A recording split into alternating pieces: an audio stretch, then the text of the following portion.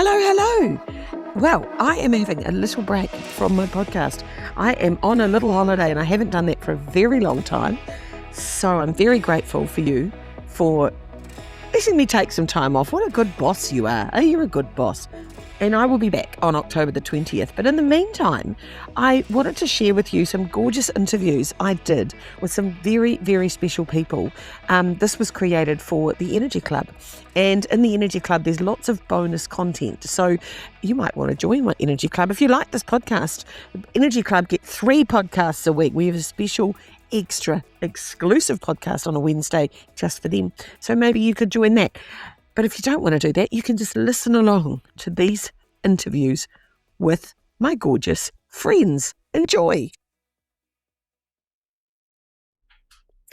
One of the most exciting things that I get to do as part of Energy Club is introduce you to my favourite energy experts. And Karla Brodie, who I'm speaking with today, is one of my favourites. She's an extraordinary yoga teacher and so much more than a yoga teacher. Like, you think of a yoga teacher as someone who does handstands and, downward dogs. And Karla is just the most curious, embodied, intuitive, fun, and heavenly human. She's absolutely divine and she's taught me a lot. I met Karla a long time ago at a retreat and she's an expert in rest and embodiment and conscious rest, like getting really conscious with our body.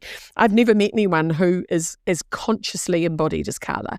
So I love her and I'm sure you're going to too. You can find her at karlabrodie.co.nz. She runs the Contemporary Yoga Centre in Remuera in Auckland.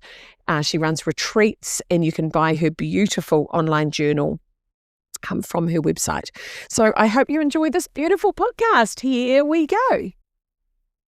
So welcome to the Energy Podcast. I'm very excited. I've already told you a little bit about how extraordinary Karla is. Hey Karla, how are you? Morning, Lisa. I feel good. I'm in a good space. I'm happy to be here, actually. That's exciting. I've been excited about this for the last few days. So, how good is being able to say, I'm in a good space? I wrote a blog the other day about, I've been working with a personal trainer to do some strengthening work. And she's Irish and she's got the most gorgeous accent. And she was telling me the other day she'd been working with an elderly client. And she said, she came in here and she's 86 and she didn't have a bother on her. And I was like, that's a lovely phrase, isn't it? Didn't have a bother on her. I'm like, how many people can actually say, I haven't got a bother on me? Like, I think I love that. Isn't that lovely? I don't have a bother on me. And I'm like, whether that's a mental bother or a physical bother or just a bother, I was like, I think that's my goal now, to be able to go, I haven't got a bother on me. Like, I just thought that was lovely. So you don't have a bother on you today. You are well. Well, yeah, and I was reflecting on that actually in the last few days, that the bother is like a boulder or it's like a rock, and we hold all these rocks all over our body or in our mind. And then what is the action to pick up the boulder and put it down and pick up the rock and put it down and pick up the rock and put it down? And so how much we consciously and unconsciously hold, and what is the process of letting that go, putting it aside, putting it down? There is like just been one precious thing in front of us, which is our presence and who we're with and the environment that we're in that moment. Like, that's enough to hold. Oh my God. And it's so hard to do though, right? Like, I have found that over the years really hard to do because you know me pretty well. I'm a scattered fucking hot mess and I'm all over the place. And ironically, I met you at a rest retreat because I decided it was this really sort of forced pressure of, oh my God, Lisa, you're shit at rest. Like, you need to get better at rest. And I really was shit at rest. And I really did need to get better at rest. But there was this sort of aggression with it of, I have to learn to lie down. Because my ADHD is so full on and I love full onness. And I really struggle to be even still. Well, used to, until I met you. And then getting really deep into rest, I remember that first rest retreat where I was like, I can't believe we're just lying around so much. And with every lie around, I got better. And I was like, oh shit, like, this is extraordinary.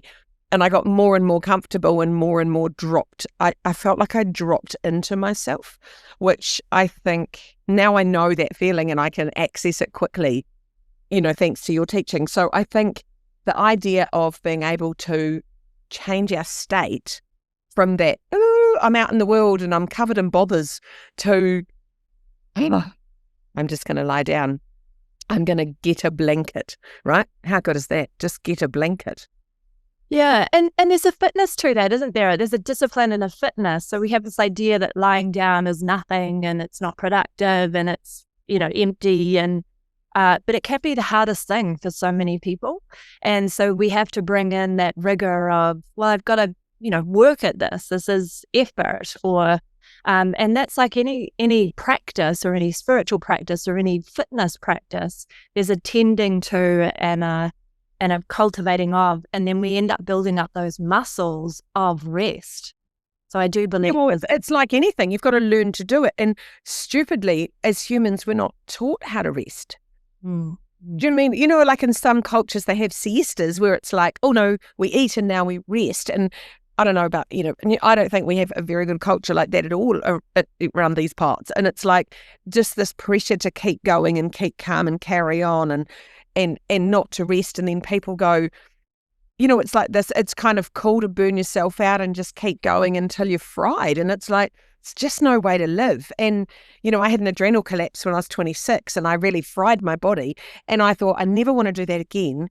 And I want to do a lot of stuff in my time. So I really need to look after my vessel, like just be nice to my vessel. And I think you've taught me so much about that. And I'm interested, let's talk about you. So you've done like 30 years of yoga teaching. Like that's a lot of yoga teaching, right? And what I love about you is you're not just some bendy bitch that sort of walks around folding herself in half and doing magical handstands. You've got this real embodiment about you where you're so in your body. Like I actually love watching you move, if that's not weird to say, because you move, you're so in your body when you move. Like I feel like I'm in my head when I move, unless I get really present. And so I'm like a puppet and my body's moving, but I'm not in charge of it. But I feel like you're right in the middle of your body when you move, which must come from all that yoga, right? Yeah, I feel so. And I was lucky enough to, when I was younger, to be introduced to yoga at my high school with my mum. And I just thought it was incredible. And why it was incredible is I was already playing heaps of competitive sports, but here was this practice that I couldn't actually stand on one leg for any period of time. And so I was curious about, okay, well, what's this practice? And my way of diving in, I'm a bit geeky. So I just went in and started going to lots of classes, and also I'm a bit stubborn. So I was like, this is what I want to do. I want to learn about yoga. Where are the schools? Where are the teachers? Where's the teacher training? And so I immersed myself pretty deeply. But I feel like I've always had a fascination with the body through dance and through sports and the sports that I was playing. Actually, I had this wonderful conversation with my coach when I was 13 a couple of weeks ago, my tennis coach. Oh, wow. And I found I've just moved house and I found a diary that said, this coach, I really hope I meet him when I'm an adult, to really thank him for all the life lessons that he taught me. And so, of course, we've got, social media, and I hunted him down and we've been having these lovely dialogues. And he is a philosopher. And so I feel like I've just been lucky to have those people in my life that have carved that way, and my own motivation has carved that way for me to be up to what I'm up to. And around embodiment, my first experience of yoga was, okay, here's the heart and here it is outside, and this shape is good for your heart.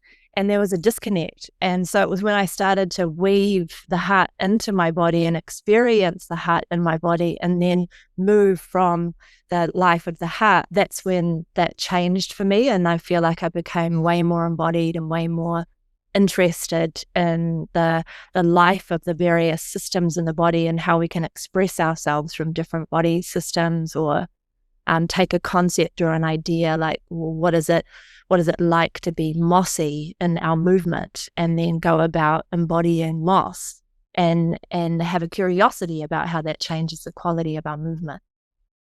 Yeah, I love that. And I love that, like when we've done seaweed, you know what I mean? Like when you become seaweed, it's like when you embody seaweed, your whole body changes. And it's such a simple but quite profound exercise. And I think for me, I remember when you were talking once at a retreat about the back of your heart. And I'm like, didn't even know my heart had a back, but obviously it makes sense that it does. But I was like, I wonder what the back of, and you were like, what does the side of your heart feel like? And I'm like, fuck, I don't know. But it really made me think about that, you know, because when you go, oh yes, heart, gong, it's beating. But I think just really being I don't even think we're in touch enough with our bodies, are we? About even where does your heart feel, you know, where is it and what do you feel? And when you're really like that, being really present with ourselves, I just think, and I really love, so you were kind enough to let me use a piece of your writing out of your beautiful journal in my energy book.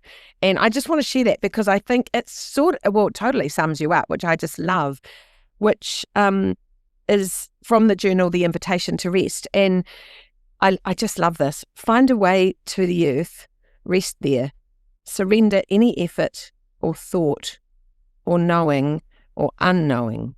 Everything right now could be considered on a spectrum of deep meaning and knowing to no meaning and not knowing.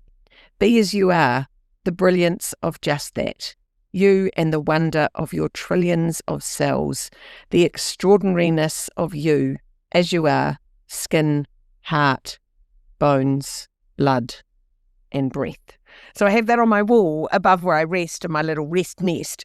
And I love that because it's so profound. It's kind of like you. It's very simple, very profound. And like it's so beautiful to just know that everything's okay and just be where you are now, you know, like, and I find sometimes rest practices can be hard, can't they? Like they're hard to get into, and other times they're lovely to get into. And I think just practicing resting for me was really the first thing. Like I was lovely that I got to do 3 whole days of learning resting. And if I'm honest, I liked the high performance bit of, oh, we've got 27 blankets and 8 bolsters and there's a lot of folding and organizing. I like a bit of folding and organizing and I like a lot of stuff. And so I was like, okay, this might be for me because there's a shitload of props here.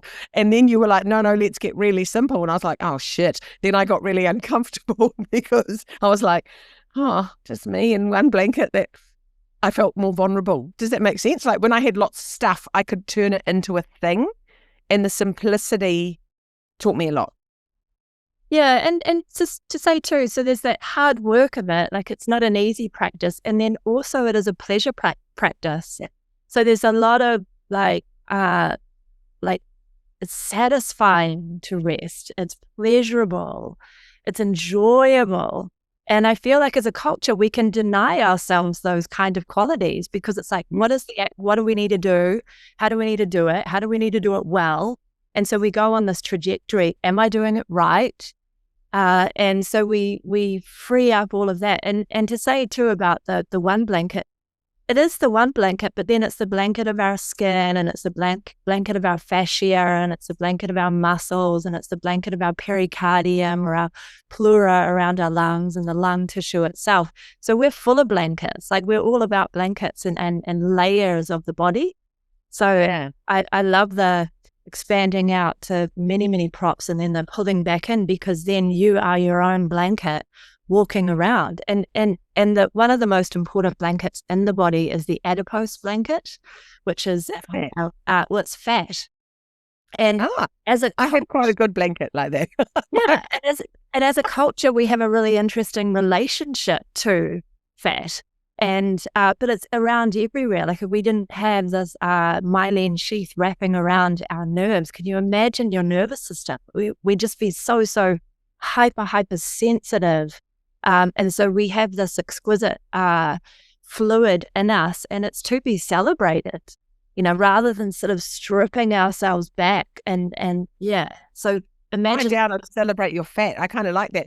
I really like the idea of, you know how so often, and this is really interesting, I've got a friend who has struggled with weight her whole life, and she's been made wrong about her body and her weight her whole life.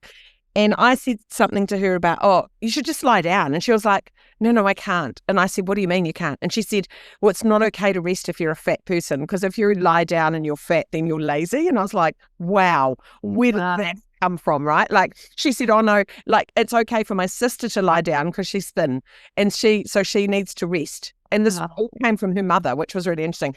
But every time my friend lay down, her mother would be like, what are you doing lying around? Wow. You're so fat and lazy. And I'm like, oh my God. And people see rest as lazy because we're so rewarded for our doing, right? Our whole lives, we're rewarded for doing. And the being of just going, my body's either going through a lot, or it's done a lot, or actually it's just really good for it to have a lie down, like to treat yourself like your own best friend and go, oh, here you go, here's a blanket. Like if you came to me and said, I'm not feeling very well, I'd be like, oh, Karla, here's a blanket. Why don't I curl you up in a ball? And you'd be like, no, thanks. But it's so hard to do that for ourselves, right? And also too with the nervous system. So when we're resting, we ease into a parasympathetic response in our nervous system. And that's when we're doing all the processing and assimilating and absorption and releasing through our digestive system. So actually, as far as being at a healthy weight, we partner that with actually knowing how to rest well and knowing how to be really relaxed and at ease in our body. And when we're running around, that takes us into our sympathetic response, which we're grasping and grabbing and holding on to things as we're running around. And so it can actually have the opposite effect, that we can gain weight. So right. Yeah. From all that cortisol and all that, where we're in that stressy state, right? So what do you suggest when people do try resting and their heads get busy and they just get into this, and their head goes, because a lot of people say that to me, their head goes into overdrive. And I guess when I learned to rest, what was beautiful about it is I had you and Neil like talking to us and facilitating that process. But if you're at home right now and you go, okay, I'm going to grab a blanket and lie down, it's quite hard to shut your head down sometimes. And for some people, that can be quite difficult, can't it? Yeah, well, the habit pattern of our attention can be to go up toward the mind. And so then a practice is to do the opposite, go from the mind and then travel down. So, okay, here's my head. Where's my eyes? I feel my eyes. There's my nose. There's my mouth. Oh, and here's my shoulders and my arms, my upper arms and my lower arms, my wrists and hands, and my lungs and my heart. And so we travel down the body, almost like a somatic story or an embodied story that we take ourselves through the body with, and that the direction of that story is down and out. And so that can really support us literally getting out of our heads. But also to say, it's so good to be in our heads, but it's this the being in our heads, but there's also being in our brains, and then there's also feeling into the brain, and that the brain has blood, and the blood comes from the heart, and the brain's full of cells, and cells are everywhere in the body, and we've got brain cells in our gut, and so we just diffuse the cutoff. This is our head and this is our rest of our body, because our head's in our body. We are embodied, and the head is included in that picture. So I feel like people often see them as separate, don't they? Their head and their body as separate things, like they don't get the connection. Yeah. It's funny how and I meet people all the time who live in their heads, like in the business world. And what I love about you is you're so bloody clever, but you are so embodied, and it's a really interesting mix, because there's a lot of people out there who feel like they're really embodied, but they don't seem to use their heads at all. I'm like, what's going on with you? And then there's people who are just in their heads who are so disconnected from their bodies, and then things go wrong with their bodies and things happen and they're not connected at all, right? They don't even understand their body as such. And I think, I say in the book that our body's like a rental car that we pick up and at birth and drop off at death. That's like, you have to look after your rental car, man. Like, it's your vessel.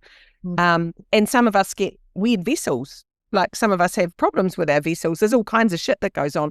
But I think making friends with our bodies, I worked out really early that I wanted to be friends with my body. And I had a really interesting journey with my body. My mum's really little and I was kind of born big. And I was like, I'm not huge, but I've always been the same size. So I was like a size 14 at 11. So everyone was like, oh, you're big and your mum's little.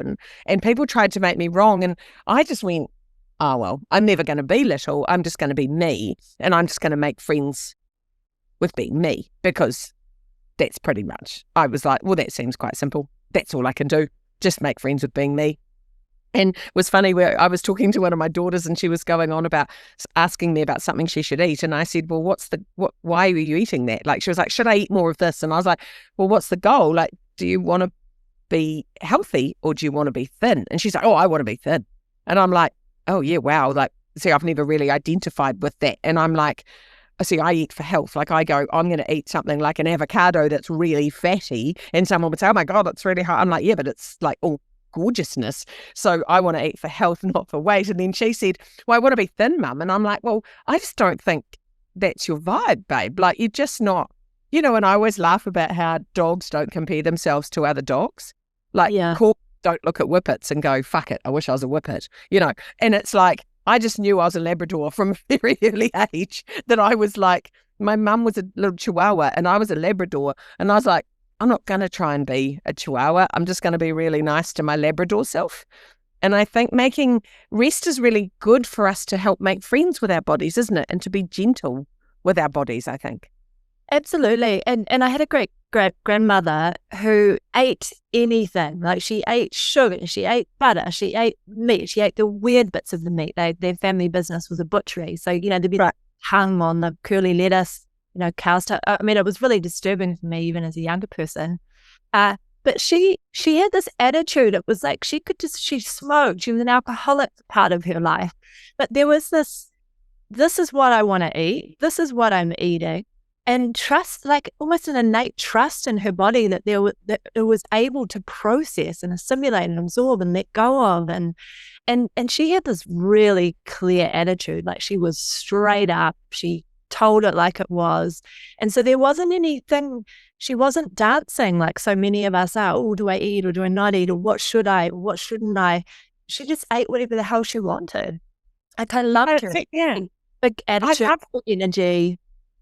Because I think what happens is when you get really stressed about things like food or exercise or whatever, there's a stress that comes with it, right? And a tension, and then there's guilt, and it's like my mum. So my mum smokes, and she's always pretended she doesn't smoke. And I'm like, if you're gonna smoke, just really enjoy it. Like, I mean, I've never smoked. I don't really understand it, but I'm like, why would you do something?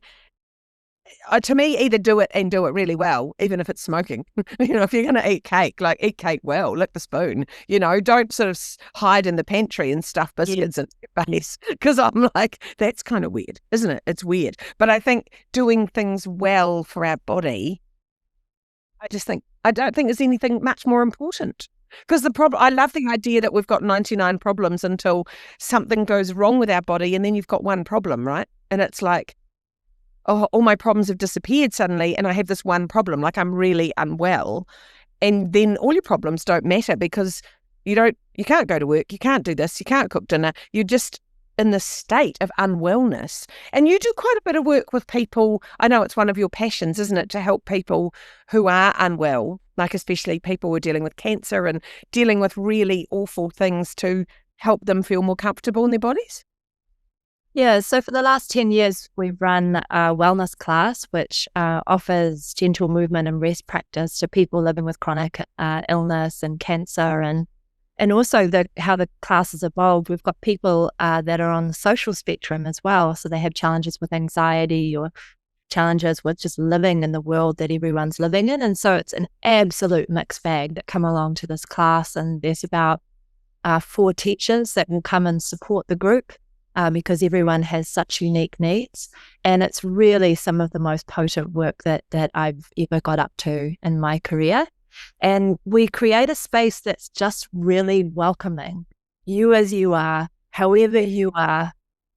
We had one of our wonderful students pass away this year, and she was coming to classes right up until really she passed. Oh, wow. And so there was this incredible community support around her, and we all went to her service and sang. And I also feel about like life and death is we again have these massive judgments on dying is actually really terrible and really bad. And I know you and I have spoken about this as well. And I just, it's like, how are you today? Yeah, not, oh, what's your prognosis? And this is so terrible what's happening to you. And isn't this awful? And there are those stories as well, but there's also the story of you are a human and I'm a human and we're connecting and meeting, and how can we care for each other? How can we be in support of each other? How can we be present to each other? And so the class itself is very circular in the way that it's held. So it's not us teaching our students. It's very community centric.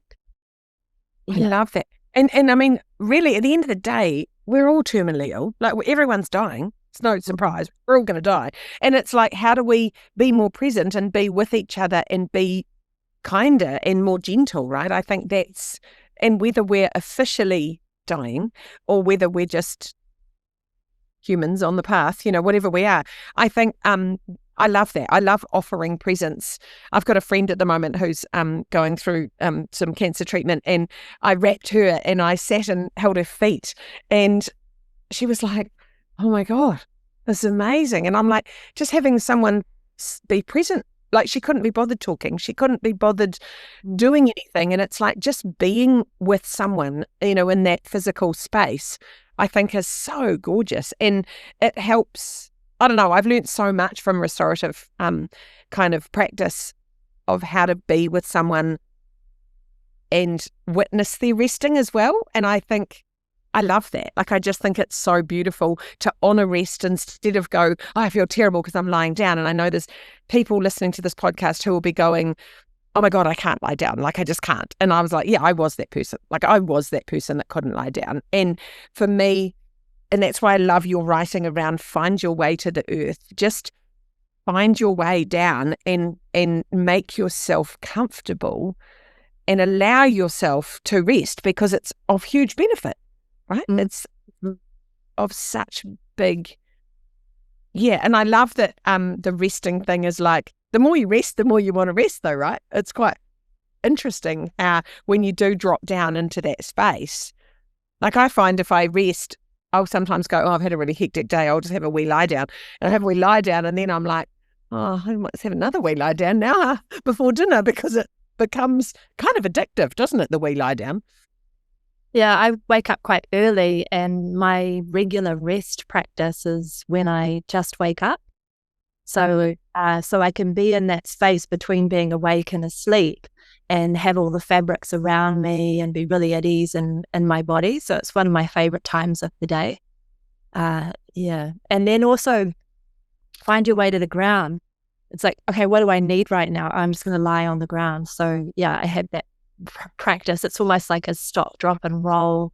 Find some phrase for it. It's just like, okay, pause, have a lie down. Yeah, it's cute. My uncle passed away a few years ago, and my auntie was kind of really overwhelmed with grief, and she was really struggling, and she didn't know what to do with herself. And I said to her, she rang me one day, and she was sort of in a bit of a pickle, and I said, and I had to rush off to an appointment, and I didn't have a lot of time to spend with her. And I said to her, she's got a cat that she just adores, and I said, what's Quinny doing? And she said, oh, he's just lying in the sun. And I said, why don't you just go and lie down with Quinny and just do whatever Quinny does for the next 2 hours, and then I'll call you back. And she went, oh, I can do that. And she lay on heated terracotta floor tiles in her little townhouse next to her cat. And she said she lay down and she literally just went, I'm just going to lie exactly how the cat's lying. So she did that. And then I rang her and she didn't answer. And then she rang me back and she said, Lisa, I slept for 3 hours. I slept for 3 hours on this heated floor, curled up with my cat. And I'm like, see, how good is that? And I love watching. I remember one of the first retreats, I think might have been the retreat I met you at, actually, at Te Moata. And we were being cats, and we were all like on our hands and knees being cats. And it's like, there's something so amazing about just being on your hands and knees on the floor, isn't it? Like just getting down on the ground, even if you're, I don't know, I quite often just pad around on my hands and knees. My dog loves it. In the lounge, and the kids are like, what are you doing, Mum? And I'm like, I'm just getting down on the ground, like I'm sick of being vertical, just done with being vertical. I believe New Zealanders have quite a high rate of animals, per person, like pets Yes. person. And I can really understand why, because in a way, the cat or the dog in the home holds the ground for deeply resting. And so Yeah. everyone's sort of running around, at least one person in the family is, really deeply resting. They're such masters. They're such masters. I've got looking after my 17-year-old dog, and I've got my little kitten here as well, and they are master resters. Yeah. And also I love that their fluffiness as well. And I love this term fluffy buffer. So we're increasing our fluffy buffer. And so then when we're out in life, we have, things are kind of coming in, but it's like water off a duck's back. It's the same kind of idea that we've just got this layer of being really at ease in ourselves. Yeah, so things I aren't. love that. It's like being covered in like a feather duvet or something, having that little bounce, like fluffy. Yes. I love the fluffy buffer. That's very cute. I've never heard about the fluffy buffer before. I've got 2 or 3 fat cats, and they're very big fluffy buffers. But they just lie on their backs, completely spread eagled, like you just couldn't be more relaxed. Like, so funny. Their legs are out, flopping out to the side. They're just like, and everyone comes into our house and just laughs at these enormous cats just lying completely like flopped out. And they just don't care. Like, and they remind me to rest. They remind me. And like, my dog's hilarious. He'll just be sitting on the couch, and then you can see him think, oh, let's go and see if there's any food around or something. And he'll jump up, and then halfway there, he just lies down again. And I'm like, you're so funny. You can see the intention. He was heading to do something, and then he just lay down. And I'm like, see, I just love that. I think we can learn a lot, from them, which is good. Yeah, and I meet a lot of women, especially in a one-on-one context, that are either A-type personalities or they've been really successful in their careers and their lives, and they're a bit broken. Like, the kids have left home and they're exhausted, depleted, health stuff starting to happen. And one of my little pet talks that I offer them is like, look, if we're not on a trajectory in our life of mastery, then what is the point? And so I think it's a moment in our lives, well, many moments in our lives where we actually step back, take reflection and say, well, what kind of person do I really want to be as I grow older? Do I want to be that kind, gentle grandmother or absolutely fabulous? Like, all my friends that were older than me that turned 50, they were my inspiration. It's like, I can't wait to turn 50. This is going to be amazing. Like, lives, so fabulous. And so I feel like it's so important for us to reflect at times, like, how do we want to be when we're older? And the seeds of that are how do we want to be in ourselves today? What is the quality that we're cultivating in our embodiment today? What are we in service to? And one of the things that I've been in service to for the last few years is joy. I think Marie Kondo had a little bit to do with that, but it's like, well, does this bring me joy? Or how can I be in service to joy? And that could be any quality. And I feel like these qualities are sitting there behind the scenes in our life, like peace or contentment or ease or delight or being really settled in our body. Like, they're all there, but it's turning around to them or bringing them in front of us and saying, okay, this is a state of being that I want to cultivate.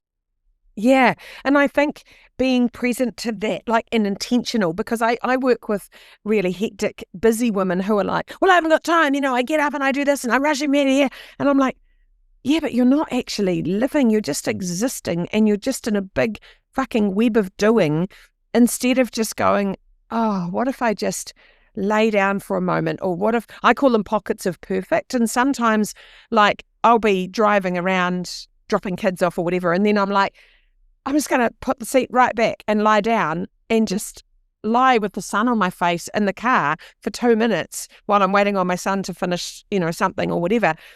And it's building in those little moments, isn't it? Because it's like, otherwise it just becomes this big doing arc instead of this no little pockets of just, oh my God, that gives me so much joy. Like blankets give me so much joy, and I know you love a good blanket as well. Like blankets, because I'm so tactile, so it's like, oh my God, feel that, compared to, oh no, that's a bit bleh. And it's like the feel of, I've been sleeping in pure linen sheets. And since I went through menopause, I've always been hot, but I get even hotter now. And so at night I get hot, and I find, I don't know, cotton seems to heat up with me or something, but linen has got this roughness to it, and it's almost abrasive. And God, I love it. Like those feelings, and sometimes it's like that feeling of, I did a rest the other day and it was quite warm, and I just put a linen sheet over me, and just felt unbelievable to offer myself that. That feeling of that, really, like, I know you've got like some muslin blankets sometimes, like muslin that you lay, and it's something magical, isn't it? And you go, well, why would you just put a piece of muslin or linen over yourself? And it's like, because it feels divine. Like, it's amazing. And we don't offer ourselves we just go, I don't need that. And it's like, no, you don't need it, but do you want it? Like, what would feel that real sense of pleasure of what's a feeling? And sometimes I like, weight, like I've got a weighted blanket, and sometimes I go, oh, I like a bit of weight. And other times it's like, no, I want that really eerie, light feeling. And sometimes I want to lie on a hard floor, and sometimes I want to lie on something squishy. And it's just really getting in touch with, what do I need right now, right? Which I think is a question we don't ask ourselves, like, what do we need right now? Yeah, there was a moment on a teacher training where I was assisting my teacher, big training, 70 people, really intense. And I come in for my morning practice, the room's full, and I saw my teacher has these big pink blankets, big wool pink blankets. And so I was like, okay, well, I'm really drawn to that color. I feel like I need that color. And then I'm just going to tuck myself underneath this blanket so maybe no one can see me, and I'm just going to rest. And then 10 minutes, 20 minutes, an hour and a half I spent underneath this pink blanket. And it is one of the most profound practices of my entire life. And so the pink blanket idea rolls through with the singular blanket. And because what I feel like we do as well with color or with texture is we create our own atmosphere underneath a blanket. And I do feel like we've been doing that for a long time, like curling up or curling on the couch or going to bed, or children that have their little blankets. Like, we just have this history of blankets. And blanket forts. Do you remember building blanket forts? Like, and when I was a kid, I used to just get the table and the chairs and make these little blanket houses, and it felt so safe and so personal and private in my own little space where no one could, my brother couldn't come and annoy me, and my parents couldn't see me, and I just wanted to have this little cave. And it's so, and I'm like, I don't think we're ever too old for a blanket fort, are we? Remember our blanket? I believe we did. I remember blanket fort competition, didn't we? Yeah, blanket fort competition. I mean, I don't know if I was intending for it to be such a competition, but I think people see. For context, we were running a retreat. Karla and I were running a retreat, and we had a whole bunch of very high performance people, and we decided to give them a competition, and they had to build a blanket fort that provided an experience. I think that was the brief, wasn't it? And it was hilarious and very involved. There was stealing, there was all kinds of things that happened, wasn't there? Bit of thuggery. It was great. The end result, crawling through these little cavities to come out into the womb of self-reflective, you're sitting by the window, like sharing, wisdom and knowledge while everyone sits. It was rolling down the tunnel. There's something about that, like, making, I don't know, I think as adults, and I know you're really big on play, and I love that curiosity and of what does it feel like to play and to, I don't know, when you're with little kids and they just, everything becomes so exciting and we lose that. And I think rest and play are two things, and I know you're huge on them, right? With your, what's the sport? It's not pickleball. What's your ball you're doing? Paddle. Paddleball. Paddle tennis, but paddle is its pure name.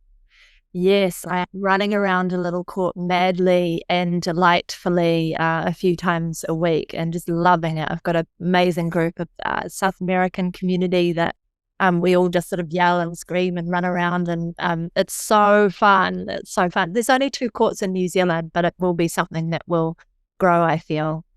Big joy factors. Isn't it nice just to make time for play? Like, I was talking to a woman the other day, and she's living on her own. She's really bored, and she said, "I've just realised I'm boring, Lisa." And so I was thinking, I don't know what I can do. I don't know. And she was really sort of struggling and feeling really lonely. And she said, I looked up things to do where she lived, and there was a line dancing class at a pub. And she said, I just went and thought, what's the worst that can happen? She said, oh my God, I go twice a week now. I've made all these.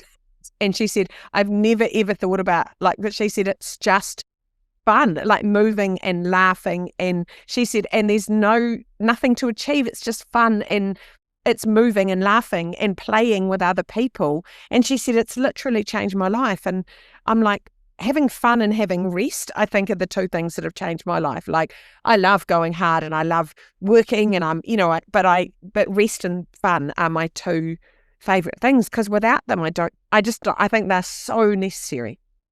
Yeah, and I know you're passionate about dance, and I feel like a great morning practice. Like for me, this morning I had some quite pumping music happening while I was having my shower, and I was just jiggling around, literally, and it's just such a good gear up for a day or a wind down as well. So yeah, dancing, singing, laughter, community connection. It's so good. All the good ingredients of life. And I feel like it's only been in more recent decades that we've actually left some of those good ingredients aside, and we leave dancing to the dancers, we leave singing to the singers, and we just got to get back into all of those practices. Yeah, I really loved at our last retreat, we had beautiful James there, and James was laughing because I think we were singing, and someone said, oh, I can't sing. And James turned around and said, what is it with you white people? Like, as a Māori, I never had the option to not sing. It was just you're Māori, you sing. It's like, it doesn't matter, and it doesn't matter whether you can sing or you consider yourself a good singer. Singing's just what we do. Like, we waiata at everything. And I really loved that comment. And people, how people say, oh no, I can't dance and I can't sing. And I'm like, it's not a competition. You don't have to be the best dancer or the best singer. What if everyone danced and sang? Like, I'm like, imagine that world. And I just loved James's comment where he was like, why are you people saying you can't? It's not an option of whether you can or can't. You just do. And it was kind of like that, what's that Yoda quote about there is no try, there is only do. And I just love that. It's like, and when my daughter and I sing a lot, we sing badly and with a lot of energy in the car. And it's just so much fun to sing at the top of your lungs, right? And even if and just make noises. And like, I know like your humming work and stuff and like toning and all of these noises we can make in our bodies. We don't do that either, do we? Like, there's no. Yeah, and the language that's weaving through this conversation, and I think it's good to like extract it out, is good and bad and right and wrong. And determines those pieces for people in their life. And so then if I really look at what's good, how do I define that? Well, if it feels satisfying in my body, if I can breathe easily, if there's pleasure, if there's connection, energetically, I feel really magnetized toward this person or this event, or and then bad. So what defines bad? If it just feels a little bit like I'm losing energy, or there's a feeling in my body that feels a bit crunchy or not so great. And so it's like it's pulling apart the language to put it back together again. And so I'm a bad dancer. Actually, I love to dance, so I'm gonna dance. And because you never like I use the idea if someone was skipping down the road, when I work with corporate groups, if I skipped into the room, most of the group would be like, what the heck? Like, what is she doing? And then, but there'd be a smile on their face because they'd say, she's got something going on. So bring back skipping, I think, as well. I love skipping. I skip all the time. And my kids are like, Mum, I skip in the supermarket? I skip. Because skipping instantly elevates your energy, right? It's like jumping on the spot. It lifts your energy up. And jumping and skipping are so good. But I like I like your catch there, because the fact we've made all this shit wrong, and we've been made wrong, and we've been told, oh, it's lazy to lie down, or you can't dance, or, your painting's not good enough, or you don't have a good voice, or it's like, who has the right to tell us all these things? And so for me, a lot of this, that really getting into rest and really looking after and honouring ourselves all comes back to our belief system, right? And what we believe about ourselves. And I think if we believe it's lazy to lie down, you're not going to be very good at rest, are you? And I think I had to battle with, I wasn't being productive, because I love action, and but I'm like, then I realized I could have more action the more I laid down. So it actually was helpful, instead of the belief of, if I'm lying down, I'm not doing anything. And I'm like, no, Lisa, lie down, because I love that. What's that? Let her rest, because later she will move mountains. And I really like that. I think, let people rest. I'm really big on that at home. Even my husband's always like, why are the kids still in bed? They should be up. And I'm like, just let them sleep, man. Like, I even when they were little, I was like, never wake a sleeping baby. And even though my baby's 17 now, I'm like, never wake a sleeping baby. Let the baby sleep. Let the baby sleep. Because he's still a baby, and he's growing, he's growing at the moment at a rate of knots. And I'm like, I think he just needs to lie down. And especially with teenagers, we get stuck in these rules about, well, they should be awake by now. Get up and seize the day. And I'm like, oh, just lie down. Just rest. Yeah. And I feel if I'm to share anything in my life, like, it would be that, just have a little bit of a lie down. And also too, again, recent history, like, put your legs up at the end of the day. I mean, that's sensible on so many different levels. Yes. Smell the roses. These are pieces in our language that are actually practices. And so going out and or going in, actually, it's not an outward thing, going in, and even if it's 3 or 4 minutes, and if 3 or 4 minutes seems like a long time, then time 2 minutes, and do that again, and do that again, and make a daily practice out of a 2-minute rest. I feel like there's such a potency to that, because anything that we start to do and we repeat to do becomes a habit, and then we see the effect. Oh, gosh, 2 minutes didn't seem like long today, but yesterday it felt like a really long time. Oh, maybe I can go 4 minutes. So it doesn't have to be this big indulgent, I've got to carve out an hour of my day. Yeah, because people do think that. I know quite often if I'm really exhausted and I'm speaking later in the afternoon or in the evening, I'll just lie with my legs up the wall for 5 minutes, and instantly I feel more energized. Like, I feel centered, and I feel like I can do this. Sometimes you just go, oh, I'm a bit fried today and I've got to do this. It's like, for me, that little micro practice. And I think you're right. And it's a really good point that it can be. I do love the indulgence of a good big fluffy rest, but it doesn't have to be. It can be a micro rest, right? That just adds so much value. Yeah, I had a lovely student this week come in, and we set up in quite a deluxe shape, and she has a condition through her spine. And so we made it so that she was really, really comfortable. And she was quite high tone in her nervous system. Okay, I'm just going to see if this is going to cause me pain or not pain. And she said, oh, okay, and then at the end she was crying. And she said, I just haven't felt this at ease in a really, really, really long time. And so when we are living with this high tone in our nervous system and we cut through that, or we fall through that, often we're sitting with a really deep layer of fatigue and tiredness. Yes. And we stay just above it to live our life. And so the restorative can be so deep, just to dive into a very nourished, very released state of being, which many of us are not even getting when we are sleeping. So absolutely. I love the word ease, because the actual definition of ease is an absence of difficulty or effort. Right. and the absence of difficulty and effort. And it's like so many of us actually think that difficulty and effort are part of the game.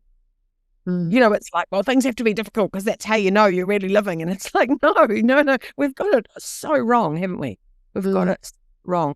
And I think that removing effort, and for me, who's been rewarded for effort my whole life and judged on effort my whole life, and effort, I love effort, but there's a time, isn't there? And I think I also now, thanks to you, love ease because it's so easy. Like, you know, what's the easiest thing you could do? I just think, yeah, bring on more ease and more blankets, don't you reckon? Yes. And I love that word as well, responsibility, because our first understanding of responsibility, oh, I've got all these responsibilities. And then if we pull that word apart, we have two words, response and ability. So our ability to respond. Yes. So I feel like this is such a goodie to say when we're in a more easeful space in ourselves, we have more responsibility to be able to support another, or to see things more clearly, or to make good decisions when we literally have space and when we literally have ease in our body. Yeah, and I think creating ease in your body, like I know when I run Repotted, there's so many women who come who just are going, I'm so uncomfortable, and oh no, my knee's this and my back's this and I can't do this and I can't do that. And I'm like, well, hang on, what if you can? What if you could? Like, and then all of a sudden they go, oh, that feels better. But that, like you say, they're telling themselves and they're kind of using the pain almost instead of like moving into the ease of it. And they're up in here in that energy, that really high, like you said, that high tone kind of, like they're kind of in constant fear, aren't they, of fear of their bodies and their body's response to things, instead of stepping into the ease and being comfortable. I think being comfortable is one of my favorite things now. The older I get, the more comfortable I want to be. You know, it's like comfortable and just nourished. I love the idea that we nourish ourselves with food, but it's like, what about nourishing your external body, like nourishing your skin, nourishing your whole self? It's such a nice Yeah, and I rock around in pretty loungy clothes, you know, like I love to be comfortable. You know, I'm a big fan of cashmere from the op shops, or save up for it. You know, like cashmere onesie would be my ultimate outfit. I could get one of those, you know. I could get one made for you when I'm in China, because I have a cashmere tailor that can make anything to measure. Yes, please. Imagine cashmere onesie. Yeah, and my God, I was dating a guy, and he's like, oh, you don't really dress in a very feminine way, you know, like you wear all these quite sort of loungy, and he was Italian, so I got to give him a little bit of, you know, like, and then so I started looking at women in a different kind of a way, because I see a human and I notice movement patterns and color, and it's a curiosity of mine. But then I started looking at women, and so then there's the high heel, and then there's the tight, and then there's the bra that pushes up our boobs, and then there's that thing that does that thing to our face which lifts us up, and then our hair is up, and I'm like, all these, everything's up, right? Yeah, and I haven't gone that way. You're just not an up person. I'm going the other way. Well, I think we're all going the other way, but there's a pressure to be up. There's a pressure, right, to have you know, tits up, you know, everything's up. And even like I notice especially with women, well, and with a lot of men actually, with their tummies, they're so uncomfortable with, actually, I love the word belly, and it's like everyone's so busy and holding their tummies in, and they won't just relax and go and let their belly hang out and just relax their bellies. And like the amount of tightness and energy we hold in tight bellies, and our bums are tight and everything's tight, right? Instead of that, everything going down. What if it felt like if everything was down? I like that. That comes back to find your way to the earth. Everything going down, down, down, down. Yeah. And then if we think about health conditions like insomnia, hyperventilation, hypertension, tension, headaches, indigestion, all of that, all those health conditions are up conditions. Yeah. And then the opposite to that is over fatigue, exhaustion, depletion. And so that's that down, like two down, like we're in collapse. So a principle that we explore in movement practice is prop and collapse. And then the in-between of that being yielding. So again, it goes back to our responsibility. How can I yield? How can I find the support of the earth? And then how can I emerge to do what I'm doing? And then how can I find the support of the earth? So there's this resourcing up and down rather than staying up until that point where we can't stay up anymore and then we collapse. So it's having that balance in between the two. Yeah, I love that. I love that because it is running the line between up and down, right? And in and out and that yielding practice that you've taught me. I love that because it makes me feel, sometimes I notice I'm sort of uptight and my breathing's shallow and my knees are tight and my bum's tight and I'm like, oh, blah, blah, blah, blah, and then I go, oh, and for me, when you say yield, my knees go soft. And then I'm like, oh, now my knees are soft because it removes that rigidity of the upness, I've spent a lot of time in upness. I still do spend a lot of time in upness. I quite like my upness, but I think now that I have a balanced downness, I think I'm better for it. I'm definitely better. How I like to describe yielding as well as like a really good handshake, and all the ingredients of a really good handshake. Like there's eye contact, there's level hands, there's not like we're meeting the person that's in front of us. So the tone is not too crunchy and squashy or too collapse, which is just, wet fish thing, or it's not the kill your hand thing. It's that somewhere in between where we're meeting each other, say, I see you. And the hongi, I believe, has the same quality to it. It's like that meeting point, and meeting point with how we are in relationship to other, but so too how we are in relationship to ourselves. Our relationship with ourselves, actually, this is what this podcast could be called, our relationship with ourselves. I love that. Now, for anyone who wants to know more about Karla, if you're anywhere near Auckland, you should definitely go to one of Karla's classes. karlabrodie.co.nz is Karla's website. And she also runs amazing retreats. You can go humming with Karla. You can roll on the floor with Karla. You can rest. You can even learn yoga if you're interested. You're doing teacher training, right? Have you got teacher training happening next year? Yes, teacher training. Then we have restorative yoga teacher training as well. Yeah, I really want to do that. How good would that be?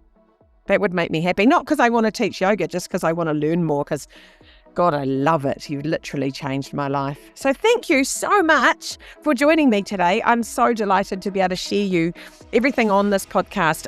People who have impacted my energy and taught me about energy, and I want to share that with everyone in the Energy Club. So thank you. Mwah. Kia ora, thank you. Very grateful. Love. Thank you. Bye.